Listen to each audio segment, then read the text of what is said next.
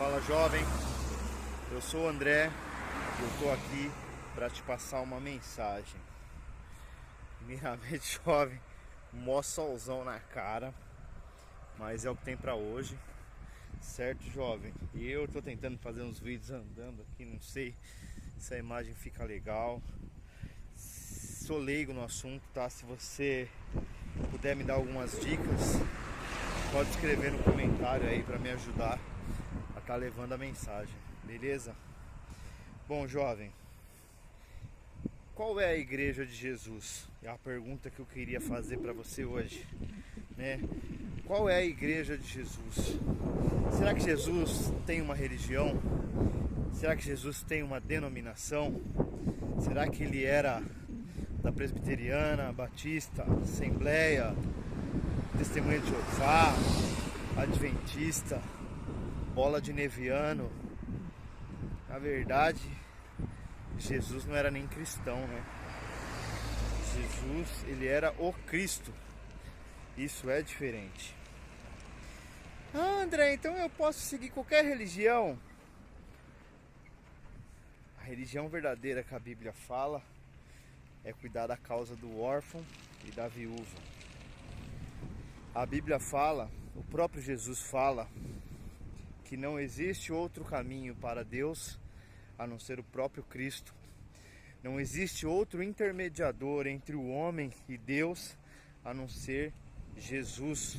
Então, não existe outro caminho para Deus, tá? Você pode ter um outro caminho para saciar o seu ego, você pode ter um outro caminho para fazer caridade, você pode ter um outro caminho para buscar a tua espiritualidade. Mas o caminho que leva a Deus, o Pai de Jesus pelo menos, é só o próprio Filho. E beleza, então, André, qual igreja eu frequento? Cara, é difícil dizer. Você tem que achar uma igreja do qual você se adapte, do qual você esteja de acordo com a doutrina daquela igreja, as regras ali estabelecidas pelos seus líderes, né? Mas a Bíblia fala que a igreja verdadeira somos eu e você. Eu e você somos igreja, né? A Bíblia fala que nós somos um corpo e que Jesus Cristo é a cabeça. Ah, André, então eu posso ficar em casa de boa? A Bíblia fala que...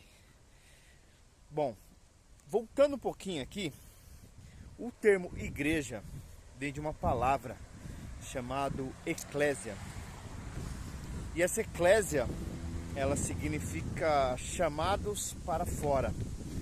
Era o nome dado às reuniões que aconteciam nos pátios na era de Jesus. A palavra igreja vem de origem dessa palavra, então seria contraditório você ser igreja dentro da sua casa, dentro da sua zona de conforto. Então acho que é mais ou menos isso. A palavra igreja por si só, ela pressupõe sair de casa, sair da sua zona de conforto, né? E é muito louco porque ir para a igreja é algo, não é fácil. Entrar na igreja e frequentar os cultos, sair é tranquilo. Agora, a socialização que acontece no vínculo da igreja é complicado. Talvez você esteja me ouvindo aí e você não gosta de igreja. Você fala, ah, André, eu não sou muito fã de igreja não, porque uma vez eu fui na igreja, eu vi tal coisa, eu não gostei, né? A igreja, ela, até onde eu conheço pelo menos, ela é formada por seres humanos. Eu nunca vi uma igreja de animais apenas, né? Ou uma igreja robótica. Então, toda comunidade se denomina igreja, é formada por seres humanos. E você, por ser humano, deveria saber que nós somos falhos. Nós cometemos erros, né?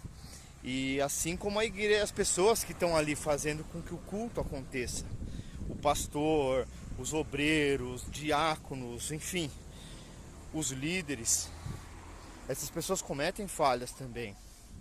E às vezes você que está me ouvindo saiu da igreja, parou de ter essa comunhão com Cristo, parou de andar nessa unidade com os irmãos, porque você se decepcionou com alguém, né? Então a Bíblia, o próprio Senhor Jesus, ele fala a respeito da decepção com as pessoas. Ele diz que se algum irmão pecar contra você, você deve chegar nesse irmão e repreender esse irmão. Se ele te ouvir, muito bem, você ganhou um irmão. Caso contrário, você procura uma ou duas testemunhas para ver, né? Para que com o testemunho de duas ou mais pessoas ele venha a entender o que está acontecendo. Caso contrário, você apresenta a igreja, e se a igreja não concordar, aí você abre mão dessa situação. Mas enfim, o que eu estou falando isso para você? Que às vezes eu aprendi assim: se alguém errou contra você, melhor do que você falar para todo mundo que essa pessoa errou, fala para essa pessoa. Fala: jovem, você fez isso, eu não gostei do que você fez comigo, né, cara? Tal situação aconteceu, eu não gostei. Chama a tua liderança dentro da igreja, explica. Aí você vai falar: pô, André, mas quem errou comigo foi o pastor, o que eu faço? É complicado, porque o pastor também é ser humano. Você não é impecável, o teu pastor também não é.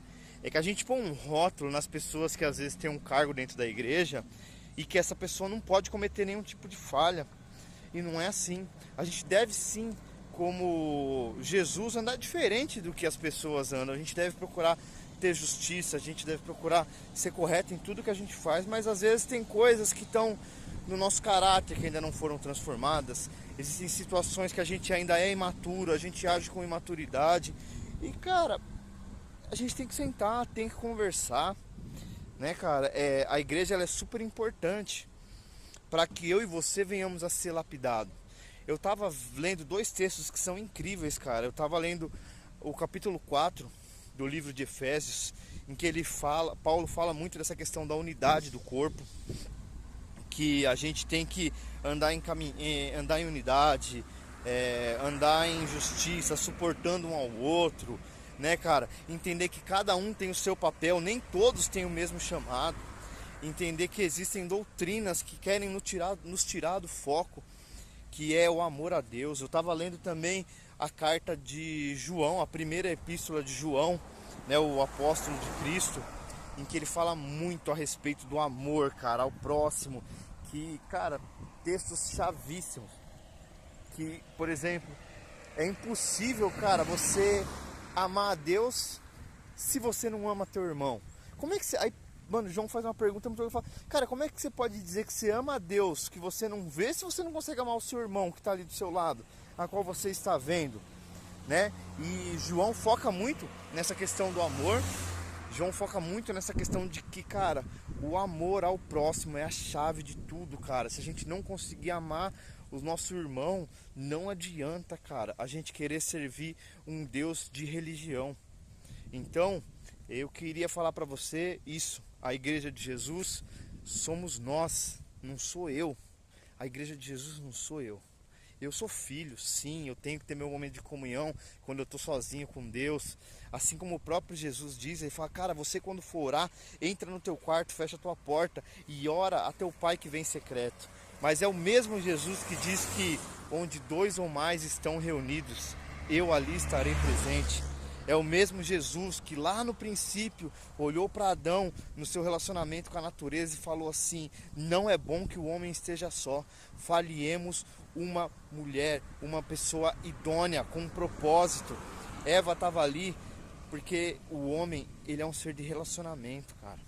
Então, meu conselho para que você venha crescer na fé, crescer na graça, no conhecimento, no amor que se aperfeiçoa em nós por meio de Cristo, é que você frequente uma igreja, é que você aprenda com os erros do seu irmão, que você aprenda a perdoar, que você aprenda a exortar, aprenda a amar, aprenda a, cara, viver em unidade, cara, porque Jesus mesmo disse que o desejo dele é que eu e você sejamos um, assim como ele e o Pai são um.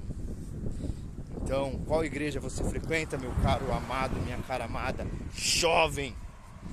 Frequente a igreja que te confronta, a igreja que não foge da palavra de Deus, a igreja que tenta transformar o teu caráter, não só o teu físico, não só as tuas vestes, não só o seu corte de cabelo, mas que transforma o teu coração, porque é para isso que Deus nos chamou, para ter o caráter de Cristo, a mente de Cristo, para que a gente ande na terra como Ele andou. Se essa mensagem falou com você, não esquece de dar um joinha, e se você acha que esse vídeo vai falar com alguém, compartilha. God bless. Deus abençoe.